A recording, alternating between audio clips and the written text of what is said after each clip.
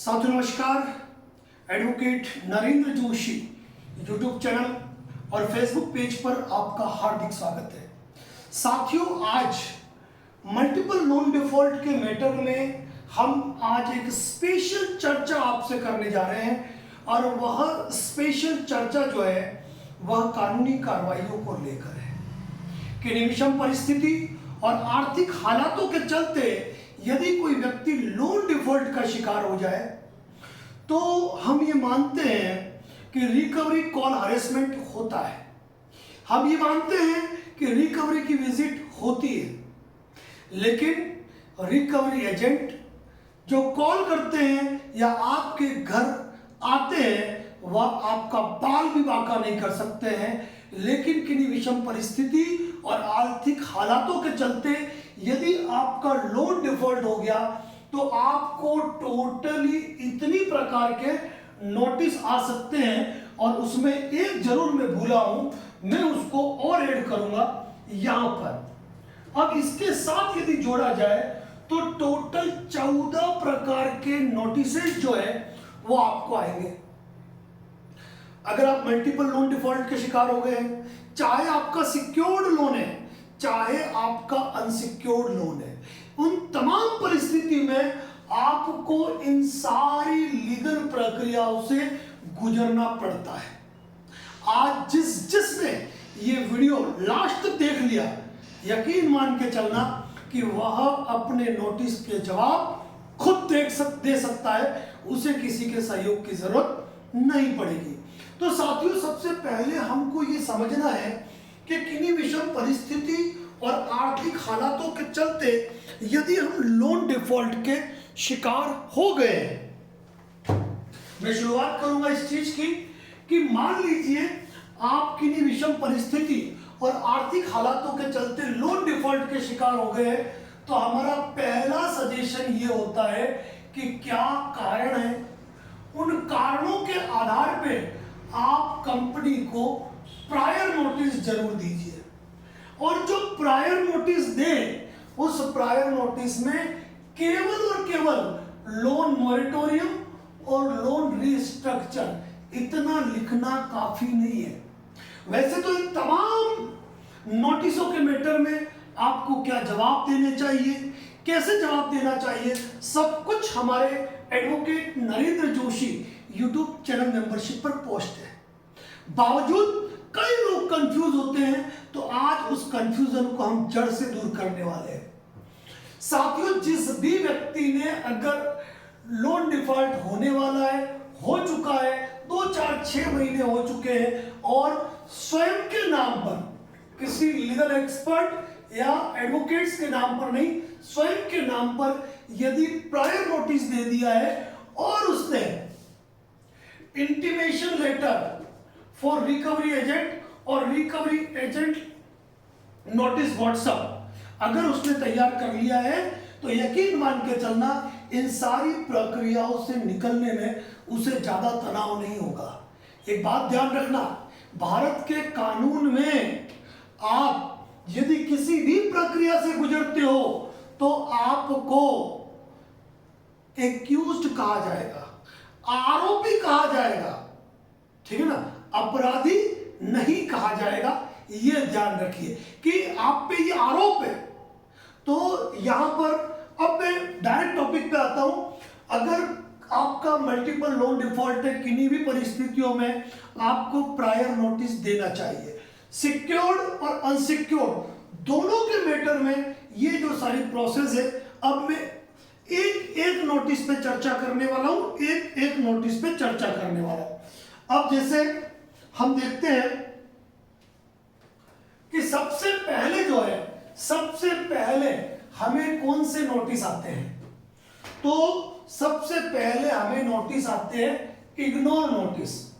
अब आप ये सोचोगे सर ये कौन सी भाषा हुई भाई, इग्नोर नोटिस क्या होता है?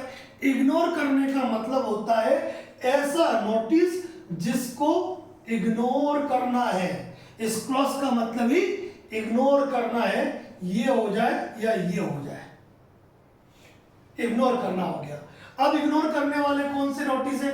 एक तो ये कि किसी मोबाइल नंबर के साथ किसी ने व्हाट्सएप आपको नोटिस किया है कि दिल्ली बार एसोसिएशन जांच करेगी, एडवोकेट सुधीर त्यागी आ रहे हैं, 1 घंटे में अगर आप पेमेंट नहीं करेंगे तो पुलिस का वारंट आएगा, 420 406 आईपीसी के अंतर्गत आप पे कार्रवाई होगी, आपका आधार कार्ड ब्लॉक होगा, आपका पैन कार्ड ब्लॉक होगा, आपकी प्रॉपर्टी की कुर्की होगी, वगैरह वगैरह जितने भी व्हाट्सएप पे टेक्स्ट मैसेज आते हैं वो सारे नोटिस इग्नोर नोटिस की श्रेणी में आते हैं, उनको इग्नोर करो।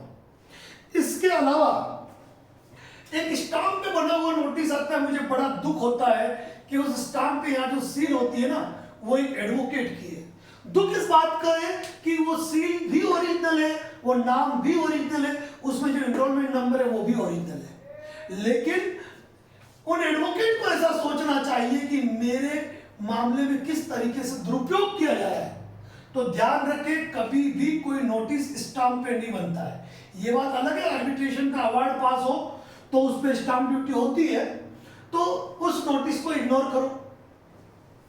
एक नोटिस आपको आता है जिसमें बड़े कानूनी तरीके से लिखा होता है, लेकिन उसमें न तो आपका नाम होता है, न लोन अकाउंट नंबर होता है, न कोई आपकी ईमेल आईडी होती है, न कंपनी की डिटेल होती है। तो ऐसा कोई भी नोटिस कानूनी रूप से मान्य नहीं होता है। एक नोटिस आता है जिसपे भारत सरकार का प्रतीक चिन्ह अशोक स्तंभ बना होता है, एक तरफ आरटीआई की छाप लगी होती है।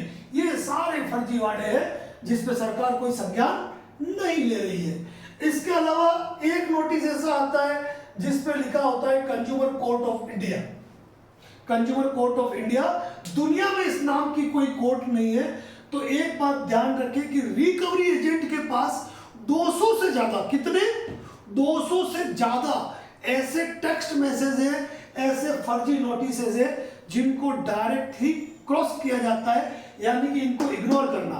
और कोई ऐसा कर देना, उसको लताड़ लगा दो व्हाट्सएप पे कि अब मैं तेरे व्हाट्सएप नंबर के स्क्रीनशॉट के साथ में इसको शेयर करूंगा कि तुम भारत सरकार के प्रतीक चिन्हों का दुरुपयोग करते हो।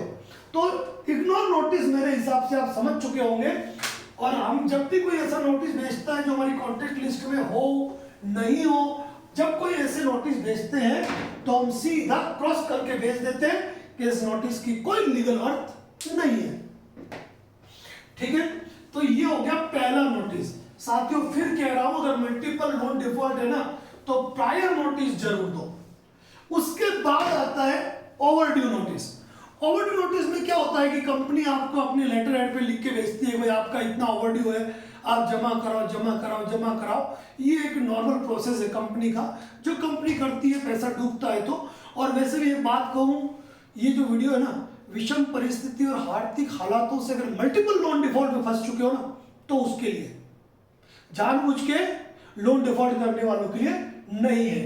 तो ओवरड्यू नोटिस आते हैं, इस मैटर में भी मुझे कुछ भी नहीं कहना है कि इसका जवाब दो नहीं दो, कोई मायना नहीं रहता है। लेकिन अब आते हैं महत्वपूर्ण नोटिस। अब इन नोटिसों का जवाब देना चाहिए नहीं देना चाहिए, उस पर बात करते हैं। तीसरे नंबर का जो नोटिस है वो नोटिस है pre litigation notice. Pre litigation notice यानी कि आपका लोन डिफॉल्ट हो चुका है, आप लोन की ईएमआई का भुगतान नहीं कर रहे हैं, तो हम आपके खिलाफ कार्रवाई कर रहे हैं, इसीलिए हम आपको ये प्री लिटिगेशन नोटिस भेज रहे हैं कि आप इतने दिन के भीतर पेमेंट जमा करवा दीजिए। ये प्री लिटिगेशन नोटिस होता है। ठीक है, अब इसके बाद में चौथे नंबर पे हमने लिखा है इंटीमेशन नोटिस। मैं लास्ट में ये भी बताऊंगा इनका जवाब कैसे देते हैं, वो भी सुन लेना। इंटीमेशन नोटिस में ये हम तुम्हारे खिलाफ कानूनी कार्रवाई कर रहे हैं, हम आपको ये इंटीमेशन दे रहे हैं कि आप पेमेंट जमा कराओ। उसके बाद 5वें नंबर पे लोन रिकॉल नोटिस। छठा लोन डिमांड नोटिस, बिल्कुल सेम होता है, एक में फुल अमाउंट एक में ओवरड्यू अमाउंट लिखा जाता है कि आपने पेमेंट नहीं जमा कराया है तो आप ये जमा कराओ। ये डबल हो गया था, मैं इसको काट रहा हूं, तो फिर 13 प्रकार के नोटिस ही हो गए। एक नोटिस आता है, चलो पहले तो यहां तक की बात कर देता हूं। इन सारे नोटिसों के अंदर एक ही चीज होती है कि भाई आपका लोन एनपीए हो चुका है, एनपीए होने वाला है, इतने समय से आपका लोन डिफॉल्ट है, आप ये पेमेंट राशि जमा करा।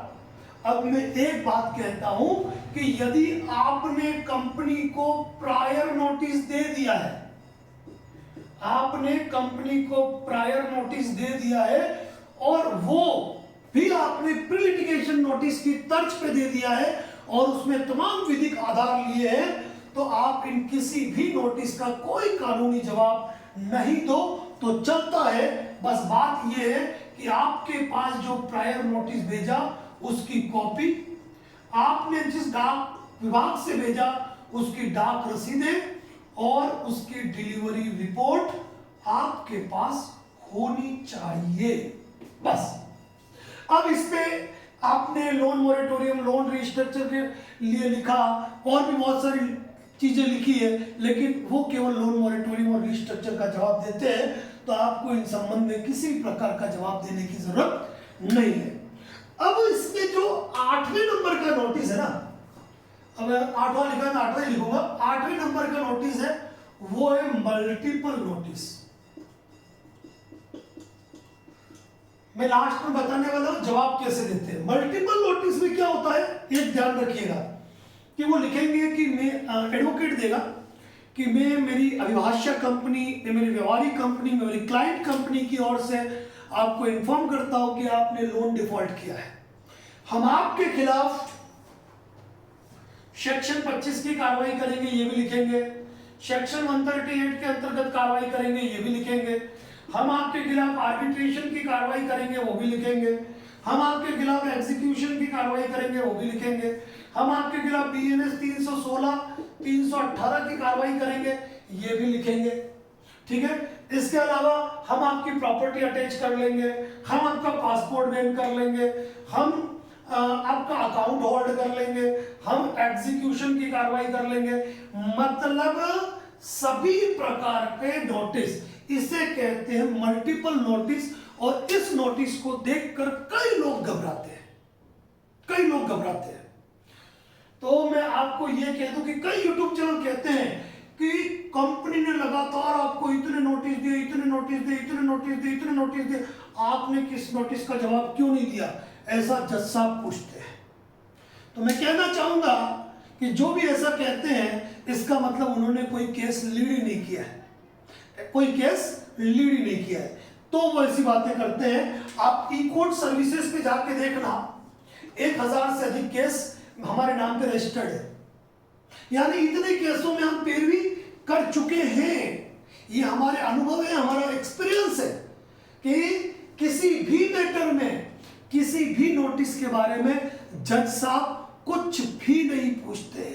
हकीकत में कोर्ट के अंदर जो खेल होता है या जो भी प्रकार की प्रोसीडिंग होती है वह केवल और केवल दो वकीलों के बीच में होती है और जज साहब को उन दोनों पक्षों के क्रॉस एग्जामिनेशन हो गया, बहस अंतिम हो गया, साक्ष्य प्रतिरक्षा हो गया और दस्तावेजी साक्ष्य क्या है उसके आधार पर जज साहब को डिसीजन देना होता है। केवल और केवल बयान मुलजिम के स्टेज पर केवल और केवल 3 सवाल पूछे जाते हैं, कौन, एक्यूज्ड से, ठीक है, और उन 3 सवालों का भी जवाब एडवोकेट्स द्वारा ही दिया जाता है मैक्सिमम, ये मान के चलिए।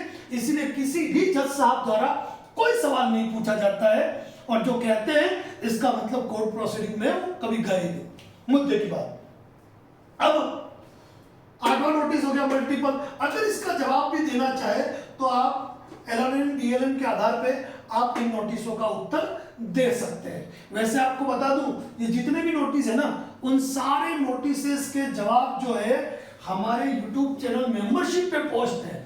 जवाब कैसे बनाते हैं, इसी ब्लैक बोर्ड पे इसी तरीके से आपको समझाया गया है कि किस तरीके से आप जवाब बना सकते हो। आगे मैं और चर्चा कर रहा हूं।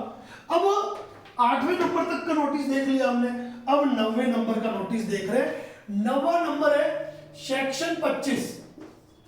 सेक्शन 25 क्या होता है, ईसीएस एनएससीएच यानी ऑटो डेबिट जो हमारा होता है उस ऑटो डेबिट के बाउंसिंग का होता है। यानी कि आपने हर महीने की निश्चित तारीख को एक ईएमआई आपके खाते से कटती है और ईएमआई आपके खाते से नहीं कटी और बाउंस हो गई, तो ऐसी स्थिति के अंदर आपको सेक्शन 25 का नोटिस भेजा जाता है। अब आपने कभी अपने सेक्शन 25 के नोटिस को देखा?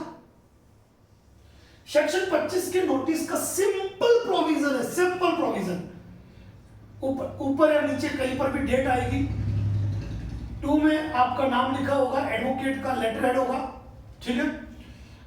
उसके बाद सब्जेक्ट लिखे नहीं लिखे कोई फर्क नहीं पड़ता है, कंपनी। अब यहाँ पे आपका नाम पता भी पूरा लिखा हुआ होना चाहिए, कंपनी का नाम पता भी पूरा लिखना होना चाहिए। मुद्दे की बात यह है कि कंपनी आरबीआई या एमसीए से रजिस्टर्ड है, आपने कंपनी से लोन लिया, इतनी आपकी ईएमआई थी, हर महीने इतनी ईएमआई कटनी थी, 4/5/25 को ईएमआई आपकी हमारे खाते से बाउंस हो गई। इस कारण के साथ आपको सूचना दी जाती है कि 15 दिन के अंदर पेमेंट जमा कराए, अन्यथा आपके विरुद्ध section 25 the payment and settlement act section 138 के अकॉर्डिंग कार्रवाई की जाएगी। एडवोकेट के साइन या डेट, और ये नोटिस आता है रजिस्टर्ड पोस्ट से। मेल से आने वाले नोटिस पर कोई कानूनी कार्रवाई रजिस्टर्ड पोस्ट से ही होती है। तो यहां पर कई जिले क्या करते हैं, नीचे कलेक्शन मैनेजर का नंबर लिखते हैं, या लिखते हैं 316 318 की कार्रवाई होगी, या नोटिस का एक्स्ट्रा चार्ज मांग लेते हैं 5001 रुपए, या फिर लिख देते हैं कि आपकी सिविल स्कोर खराब होगा, और ये मेल से, टेक्स्ट मैसेज लिंक, व्हाट्सएप से ये नोटिस भेज देते हैं। और कुछ कुछ गधे रिकवरी एजेंट उन नोटिसों को साथ में लेके आते हैं और कहते हैं पार्टी को साइन करो। ऐसे साइन करने से कुछ नहीं होता है। इस चाहे सेक्शन 25 हो, मैं दोनों को साथ में ले लेता हूं, 10वें नंबर का नोटिस 138 NI एक्ट। ये ध्यान रखना, सेक्शन 25 के साथ 138 को पढ़ा जाता है, लेकिन 138 के साथ सेक्शन 25 को नहीं पढ़ा जाता है, क्योंकि इसी में से निकला हुआ भाग ये है। तो इस सेक्शन 25 में कार्रवाई कब होती है? जब आपको ये नोटिस रजिस्टर्ड पोस्ट से आता है। ये चीज ध्यान रख लेना। अब इसमें किसी ने आपको 7 दिन का टाइम दिया, 48 घंटे का टाइम दिया, तो मान के चलना वो नोटिस फर्जी है। डायरेक्ट कह रहा हूं फर्जी है, चाहे ऊपर एडवोकेट का नाम लिखा हो, चाहे वो रजिस्टर्ड पोस्ट से आया, डायरेक्ट फर्जी है। इसके अलावा यहां जो बाउंसिंग की तारीख लिखी है रिटर्न मेमो की, तो 30 दिन के अंदर नोटिस भेजना जरूरी है। अगर 30 दिन के भीतर नोटिस नहीं भेजा, भले आपको 35वें दिन मिले, अलग बात है। 30 दिन मतलब 1 महीना भी नहीं, 1 महीने में 31 दिन भी होते हैं। 30 दिन के अंदर नोटिस भेजा तो ही कानूनी कार्रवाई होती है, अन्यथा नहीं होती है। एक कंपनी है, मैं नाम नहीं बताऊंगा, वो एक नोटिस भेजती है और वहां पे नीचे 3 डब्बे बनाती है, 3 डब्बे बनाती है और लिखती है तुम्हारे खिलाफ सेक्शन 25 एग्जीक्यूशन आर्बिट्रेशन 138 की कार्रवाई हो गई, और जबकि सारी कार्रवाई पहले हो चुकी होती है। इस नोटिस की वर्थ मैं 0 मानता हूं, 0, बिल्कुल ही 0, बिल्कुल ही 0। तो सेक्शन 25 का नोटिस आता है तो उसकी, और 138 का नोटिस, दोनों ही रजिस्टर्ड पोस्ट से आते हैं। मैं लास्ट में बताने वाला हूं एक महत्वपूर्ण बात, लास्ट तक बने रहना। अब मल्टीपल नोटिस हो गया, सेक्शन 25 हो गया, 138 हो गया। अब क्रिमिनल कंप्लेंट, आपने लोन लिया है, आपने क्रेडिट कार्ड लिया है, आपने लोन का चुकारा नहीं किया है, तो इसीलिए आपके विरुद्ध BNS 316 318 की कार्रवाई की जाती है। अब ये नोटिस अगर आपको मेल से आता है ना, इसका जवाब आप मेल पे दे दो। रजिस्टर्ड पोस्ट से आता है, रजिस्टर्ड पोस्ट से जवाब दे दो, ठीक है। और एक बात ध्यान रखना, हमारा एक चर्चित वीडियो है, एक मेल और केस खत्म। जिसने नहीं देखा है वो जरूर देखे, इसका लाभ कई साथियों को मिला है। उसके बाद सिविल कार्रवाई, कि भाई हम आपके खिलाफ सिविल कार्रवाई करेंगे पेमेंट वसूली के लिए। इस नोटिस के बारे में मेरी 2 राय है। एक है कि ये नोटिस डरावना होता है, डराता है। दूसरा ये कि कुछ बैंकें सिविल कार्रवाई जरूर करती हैं और कुछ मैटर में सिविल कार्रवाई नहीं भी करते हैं, तो उसमें एक लीगल एक्सपर्ट आपके नोटिस को देखकर, नोटिस की भाषा देखकर, अपने अनुभव के आधार पर आपको सजेस्ट करता है। इसीलिए एक लीगल एक्सपर्ट आपके पास होना चाहिए। ठीक है। सिविल के बाद एक नोटिस आता है सरफेसी एक्ट। किसी व्यक्ति की लोन अगेंस्ट प्रॉपर्टी है, मॉर्गेज लोन है, ऐसी कंडीशन के अंदर सरफेसी एक्ट जो है, सरफेसी बोलते हैं वैसे तो, लेकिन नॉर्मल भाषा में सरफेसी कहते हैं। सरफेसी एक्ट की धारा 13(2) का नोटिस आता है, जिसमें 60 दिन का वक्त दिया जाता है। 60 दिन के भीतर आपने पेमेंट नहीं जमा कराया, 13(4) की प्रोसीडिंग होती है, आगे डीएम प्रोसीडिंग होती है और मकान पर पोजीशन लिया जाता है पुलिस जाब्ते के साथ। लेकिन मैंने एक चीज देखी है, वो चीज ये देखी है कि एक एडवोकेट के लेटर हेड पे शर्म आनी चाहिए ऐसे लोगों को। क्या वो अनसिक्योर्ड लोन वाले को भी सरफेसी एक्ट 13(2) का नोटिस भेज रहे हैं और नीचे टाइम लिख रहे हैं 7 दिन, 7 डेज। या तो लीगल एक्सपर्ट, एडवोकेट तो है ही नहीं, खैर लॉयर कहूंगा मैं, एलएलबी कर ली होगी, लॉ फर्म खोल दी होगी, तो उन्होंने, आपने वो मूवी देखी कौन सी वाली, लगे रहो मुन्ना भाई है कि मुन्ना भाई एमबीबीएस है, लिपसिंग, जो आपको मालूम हो लिपसिंग बोलने वाली, तो शायद ये पढ़ रहे होंगे लॉ में, तो उस दिन 60 दिन बताया होगा, लेकिन उन्होंने 7 दिन सुन लिया होगा। तो ऐसे फर्जी नोटिस जो बनाते हैं उनको शर्म आनी चाहिए कि एक लीगल फर्म होने के नाते आपको ऐसी चीजें नहीं करनी चाहिए जो भी है। तो सरफेसी एक्ट ध्यान रखना, अनसिक्योर्ड लोन में आपके लागू नहीं होता। ये बात अलग है, 20 लाख के ऊपर का लोन है देन वो डीआरटी जा सकते हैं, पर बहुत कम डीआरटी मूव करते हैं। क्यों डीआरटी मूव नहीं करते, इसके पीछे भी बहुत सारी बातें हैं जो मैं कभी कहूंगा। कई लोग कहते हैं, मुझे हमारे एक साथी ने कहा कि सर मैंने एक वीडियो देखा, उन्होंने कहा 20 लाख के ऊपर का लोन है तो मर गए, तुमको तो भगवान नहीं बचा सकता। भगवान क्या नहीं बचा सकता, ट्रेन में ब्लास्ट करने वाले बरी हो गए, ब्लास्ट हुआ ही नहीं। अब वैसे लोग आज की तारीख में जब खुली हवा में सांसें लेंगे, जिनके ऊपर,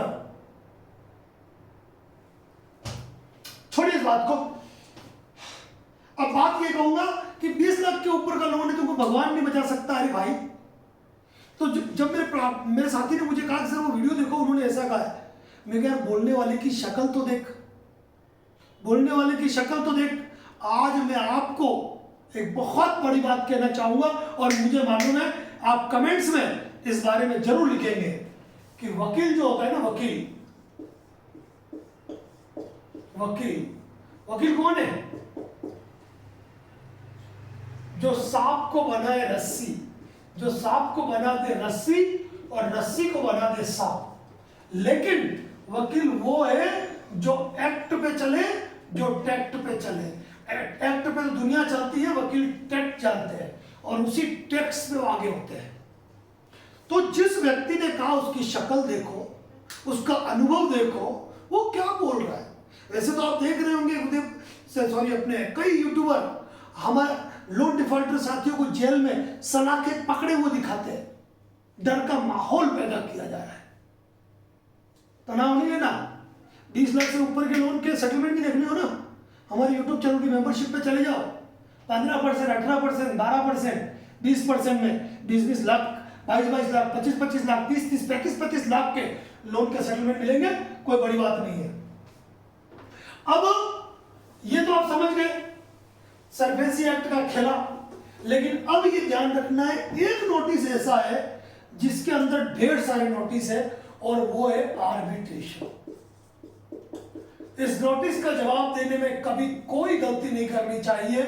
आर्बिट्रेशन में सबसे पहले आपको आर्बिट्रेशन एक्ट की धारा 62 का नोटिस आता है। जवाब दो नहीं दो, लेकिन धारा 21 के बाद जब तक आगे आपको नोटिस आते रहे, मेरा कहना है आपको जवाब देना चाहिए, जवाब देना चाहिए। क्योंकि अगर आप लगातार विधिक आधारों पर आपत्तियां लेंगे ना, तो यकीन मान के चलना कोई भी आर्बिट्रेशन अवार्ड आपके एरिया में एग्जीक्यूट नहीं हो पाएगा। और अगर आप साथ ही मुझे सपोर्ट करोगे ना, ये बैंक अकाउंट होल्ड हो रहे हैं ना, हम उस पे भी एक अभियान चलाएंगे, लेकिन करता कोई नहीं, ये देख लिया मैंने।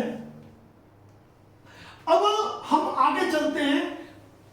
ये सारी चीजें हो गई। अब बात ये कि जितने भी नोटिस आते हैं, ये सारे नोटिस, इन सारे नोटिस की बात कर रहा हूं, इनका जवाब देते कैसे। अक्सर मैंने एक चीज देखी है, हमारे एक साथी किसी अन्य यूट्यूबर की सर्विस ले रहे थे और उनके पास आर्बिट्रेशन अवार्ड आया। तो मैंने उनको पूछा कि भाई आपने ऑब्जेक्शन दिया? हाँ सर दिया। किसकी सर्विस ली? मैंने इनकी सर्विस ली। मैंने कहा जवाब भेजिए। अब जवाब भेजा तो आप शॉक्ड हो जाओगे कि आपको नोटिस तो आर्बिट्रेटर भेज रहा है, आपको नोटिस तो आर्बिट्रेटर भेज रहा है, और आप जवाब किसको दे रहे हो? बैंक को। ये तो बेवकूफी है।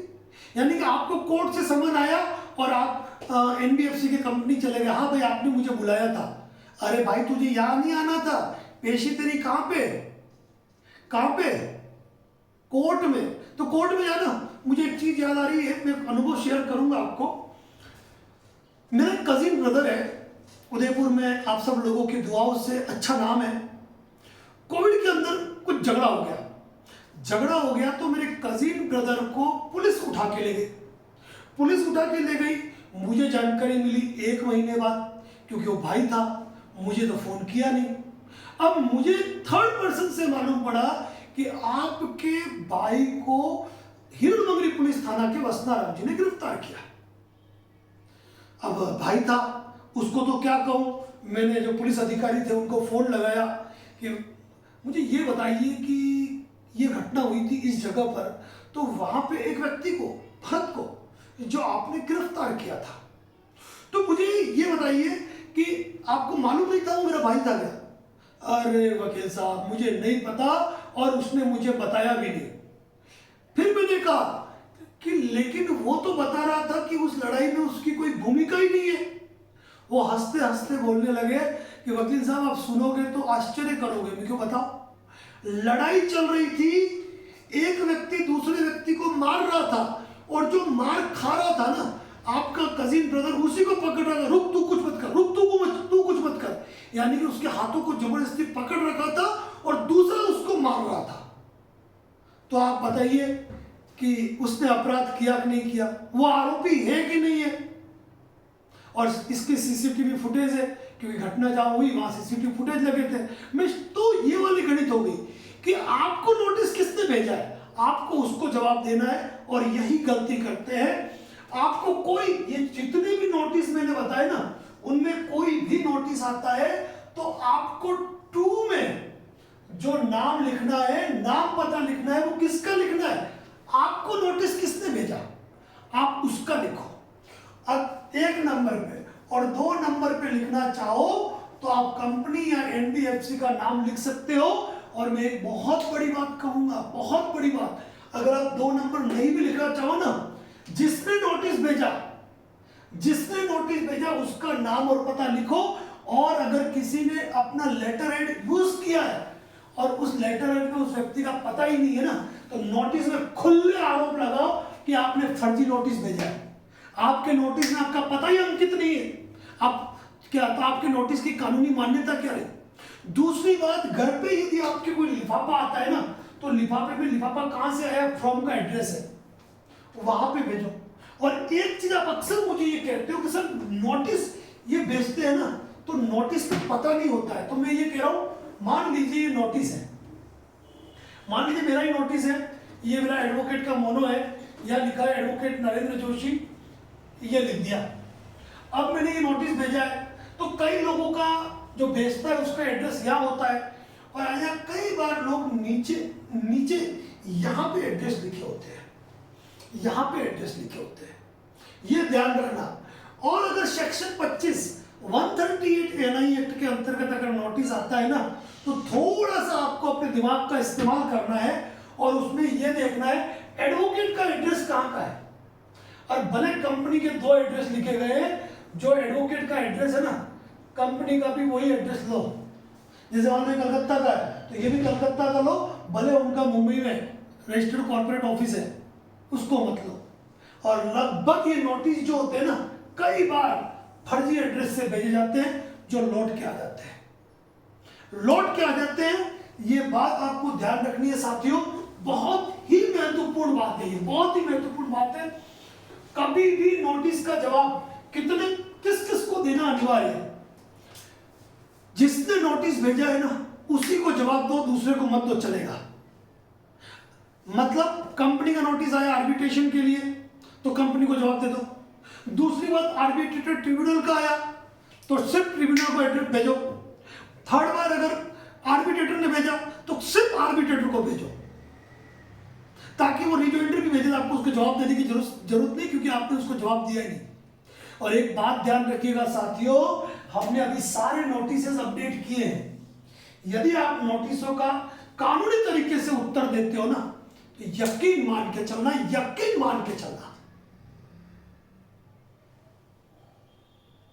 कोई कंपनी की कार्रवाई टिक नहीं पाएगी। और एक महत्वपूर्ण जानकारी देना चाहता हूं, वो भी सुन लीजिए। हमारे YouTube चैनल पे यहां तो आता है सब्सक्राइब का बटन, यहां आता है ज्वाइन का बटन। 399 के अंदर आप ज्वाइन कर सकते हो। ज्वाइन करने पर जितने भी नोटिस है उन सारों के आपको जवाब इसी तरह ब्लैक बोर्ड पे बना के समझाए हुए हैं। कॉल बुकिंग जुड़ना नहीं जुड़ना आपकी बात है, क्योंकि वैसे भी अगस्त मंथ से ये प्रोसीडिंग हम बंद करने वाले हैं कॉल बुकिंग की। जो पुराने जुड़े हैं उनको पर्याप्त सुविधाएं मिल जाए, हमारे लिए इतना काफी है। तो साथियों, नोटिस के मैटर में जब भी नोटिस आए ना, डरने की जरूरत नहीं है, घबराने की जरूरत नहीं है। और नोटिस का रिप्लाई सिर्फ उसी को दो जिसने नोटिस भेजा है। अभी सेक्शन 25 के कंपनी के बार बार मेल पे नोटिस आते हैं, मैंने पार्टी को कहा एक काम करो, रिप्लाई दो, रजिस्टर्ड पोस्ट से दो। लिफाफा लौट के आ गया, उनकी कलई खुल गई। साथियों, डरने की जरूरत नहीं है कि विषम परिस्थिति और आर्थिक हालातों के चलते यदि आप लोन डिफॉल्ट के शिकार होंगे तो घबराए नहीं, डरे नहीं, अपने अधिकार जाने। लोन के सेटलमेंट होते हैं मामूली अमाउंट में, बशर्ते आप अच्छे से लीड करें, डरे नहीं, घबराए नहीं, हिम्मत नहीं खोए। इसी के साथ अपनी बात को यही समाप्त करता हूं। जय हिंद, जय भारत, जय मेवाड़।